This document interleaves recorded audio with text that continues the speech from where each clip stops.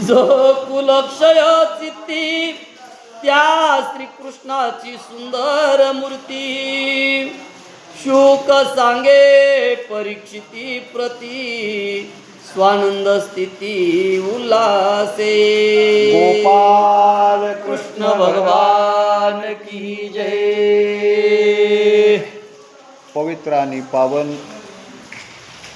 अशी भागवताची कथा नाथ महाराज सांगतायत।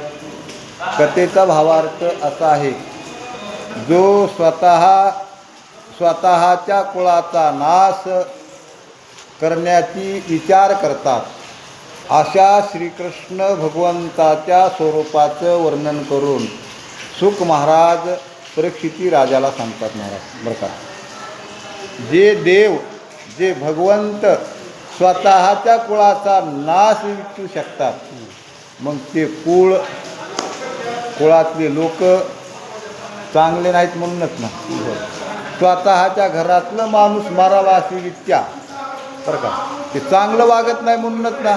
आणि चांगलं वागल्यानंतर स्वतःच्या घरातलं माणसं सगळेच कसे मारा वाटते, असं वाटतंय का कुणाला? नाही वाटत महाराज। पण हे योग्य प्रकारे राहत नाहीत, योग्य प्रकारे वागत नाहीत, म्हणून ते सगळेच मरावात अशी विद्या श्रीकृष्ण भगवंताची आहे।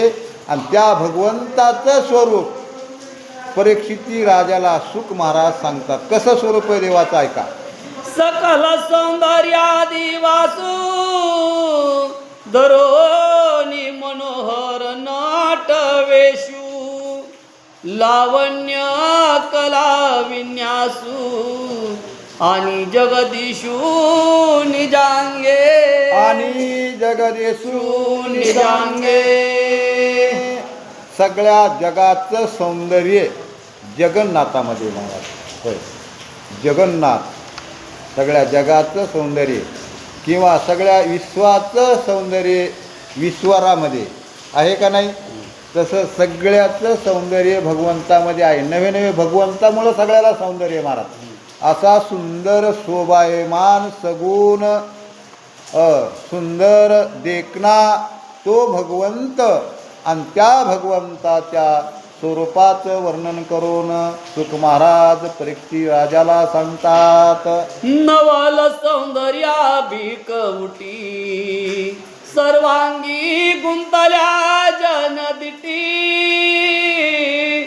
कृष्ण स्वरूपी पडे मिटी होत लुलुटी डोळ्या। सौंदर्याचं नवलय महाराज। सगळ्या जगाची दृष्टी सगळ्या ठिकाणी देवाच्या पडते महाराज बरं का।